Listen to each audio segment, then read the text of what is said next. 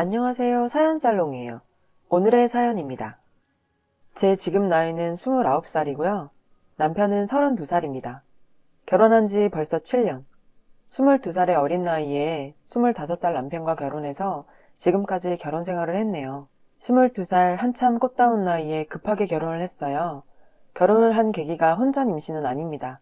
그땐 뭐가 그리 좋았는지. 지금 보니 인간 같지도 않은 남편 뒷바라지에 시어머님, 시아버님 모시고 살며 제 인생을 꾸미는 일은 생각도 못했어요. 제가 어떻게 지금까지 버텨왔는지. 시어머님과 시아버님은 정말 조선시대 사람들이에요. 여자라는 사람은 사람 취급도 못 받죠. 9시가 넘어서 들어오는 건 있을 수 없는 일이고 외박은 상상도 못할 일입니다. 밥상을 차려도 몇 끼 5가지가 넘는 음식에 술은 금하고 결혼하고 친정에 간 것도 10손가락에 꼽을 정도입니다. 명절에도 내려가는 일은 거의 없었어요. 네, 말도 안 되죠. 지금 이 시대에 요즘 이렇게 사는 사람이 몇이나 될까요? 그래도 지금까지 제가 죽을 만큼 버텨온 게 딸아이 때문입니다. 결혼한 후 1년이 지나 아이가 생겼습니다. 시어머님과 시아버님, 그리고 남편은 아들을 기대하셨죠. 아들 낳는 보약, 아들 낳는 분 속옷에 아들 낳을 수 있는 날짜를 잡으러 온갖 점집에 수도 없이 끌려다녔습니다. 정말 속옷까지 못 입겠어서 어머님께 속옷은 안 입으면 안 되겠냐고 말했다가 세상 온갖 욕이란 욕은 다 듣고 그걸 또 시아버님께 말하셔서 저 그날 정말 눈칫밥 먹고 체하고 토하고 그랬습니다. 근데 딸이 태어난 겁니다. 그 후 산후조리도 제대로 못 받고 애 낳고 3일도 안 지났는데 밥하고 빨래하고 청소하고 집안일 다 했어요. 딸 낳고 몸이 좋지 않아 조리원에 들어가려고 했는데 딸 낳아놓고 무슨 조리원이냐고 하면서 타박하시고 저희 딸내미한테 눈길 한번 안 주셨어요. 애가 우는데도 시끄럽다 꼬집으시고 소리 지르시고 정말 너무 서운하고 딸아이한테 너무 미안해서 매일 울었습니다. 남편도 적잖이 실망했나 봐요. 그때 남편과 처음으로 언성 높이고 싸웠어요. 어떻게 그럴 수 있냐. 우리 아이 아니냐. 우리가 사랑해서 낳은 딸인데 아들이 아니란 이유로 그렇게 실망해서 딸아이한테 다정하게 안 대해줄 수 있냐. 제가 하고 싶은 말을 했는데 돌아오는 건 시어머님과 시아버지의 호통이었죠. 제가 남편 잡아먹으려 든다면서 참고 참았습니다. 그리고 지금까지 수없이 노력했습니다. 배란기에 맞춰서 관계도 수없이 가지고 피곤해도 새벽에 관계를 가지면 아들을 낳는다는 시어머니 말에 한 달에 몇 번씩 잠도 못 자고 새벽에 관계 가지고 하다 어쩔 때는 시어머님께서 문 앞에서 감시하셨습니다. 정말 치욕스럽더라고요. 못하겠다고 했습니다. 몇 년 동안 노력했는데 안 되는 걸 보면 저희 부부 사이에는 자식 복이 딸 하나뿐인 것 같다고.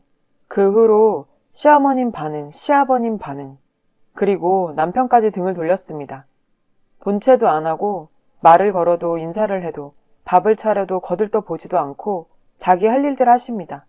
저는 그 집에서 사람이 아니었더라고요. 그리고 며칠 뒤 남편이 30만 원 제 손에 쥐어주면서 친정에 다녀오라고 안 다녀온 지 오래된 것 같다고 딸아이랑 쉬다 오라고 집안이 너무 냉랭하니까 좀 쉬다 오면 괜찮아질 거라고 하기에 너무 고마워서 눈물 흘리면서 고맙다고 앞으로 더 잘하겠다고 다녀오고 나서 나도 몸이랑 마음 추스리고 시어머님 시아버님께 더 잘하겠다고 그렇게 고맙다고 한참을 울고 딸아이와 같이 친정에 내려갔다 왔습니다. 그리고는 청천벽력 같은 일이 저에게 벌어졌죠. 장장 2주일 동안 정말 많은 일이 벌어졌더군요. 앞으로 더 잘하리라 아들 못 낳은 실망, 내가 좀 더 노력하고 노력해보자. 그렇게 마음먹고 집에 들어간 순간 정말 눈물이 흐르더라고요. 멍해지고. 또 눈물 나네요. 멍청하게 진짜 아무 말 할 수가 없었습니다. 저와 나이대도 비슷한 여자가 남편과 팔짱을 끼고 시어머님, 시아버님과 과일 먹으면서 웃고 있는 겁니다. 시어머님, 저에게 한 번도 아가야 하고 다정하게 불러주신 적 없습니다. 시아버님도 마찬가지로 저에게 새아가라고 불러주신 적 없고요. 저한테 늘상 누구누구 엄마야, 누구누구 애미야, 화가 나실 땐 잡년아. 그렇게 아가야 하면서 웃고 계시더라고요. 제가 들어와도 보는 척도 안 하고 하하호호. 정신이 나가버릴 것 같았습니다. 딸아이 방에 들여보내고 저 정말 이때까지 당한 서름 따발총처럼 싸댔습니다. 어떻게 나한테 이럴 수 있어? 내가 노력 안 했어? 나도 할 만큼 했고 치욕스러운 거, 더러운 거 다 참고 살았어. 눈물 흘리면서 말했습니다. 시어머님, 나보고 왜 그러냐입니다. 나가랍니다. 아들 못 낳는 며느리 두기 싫으니 이혼하랍니다. 남편, 저 쳐다보지도 않고 그 여자 고이 내보내고 들어와서 소파에 앉아서 저와 시어머니 보고 있고 시아버님 시끄러우니 조용히 하라고 하시면서 안방 들어가셨습니다. 저 남편한테 가서 왜 쳐다만 보고 있어? 왜 바람 폈어? 내가 아들 못 낳은 게 그렇게 서운해? 그래도 우리 딸 있잖아. 딸아이가 있는데 도대체 왜 그래? 나도 지금까지 노력 많이 했어.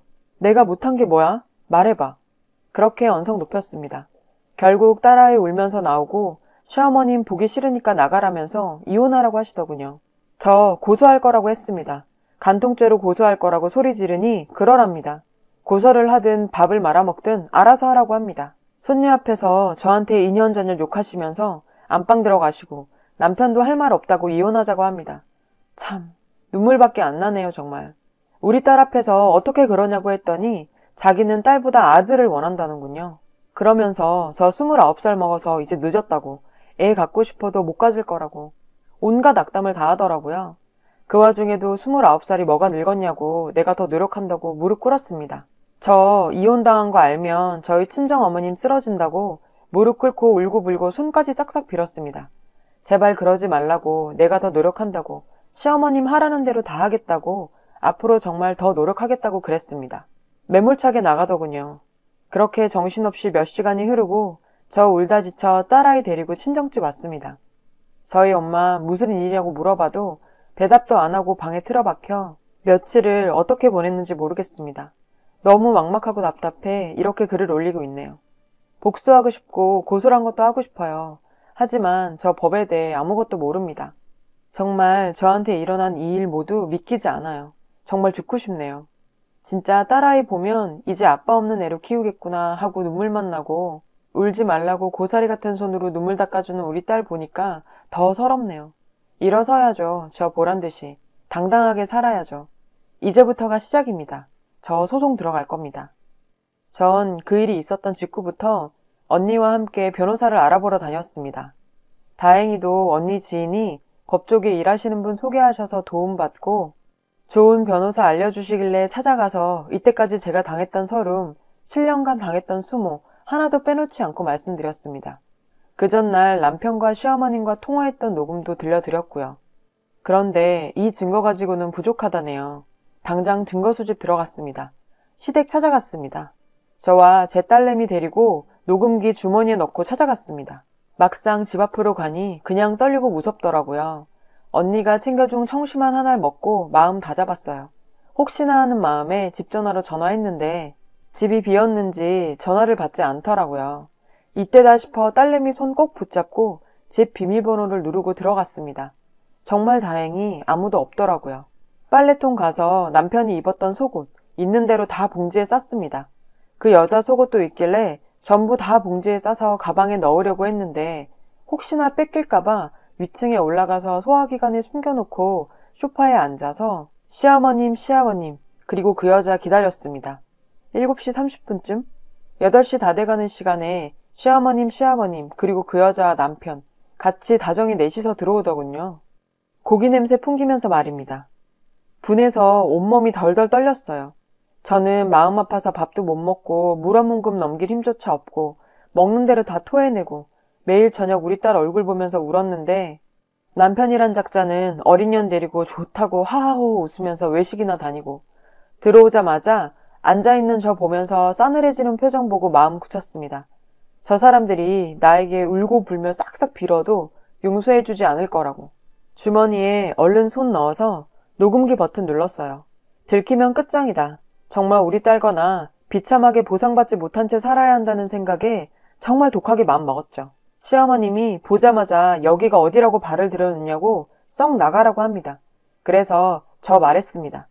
이 집 공동명의고 이혼할 테니 재산분할 하자고 그리고 간통죄로 신고할 거라고 했습니다.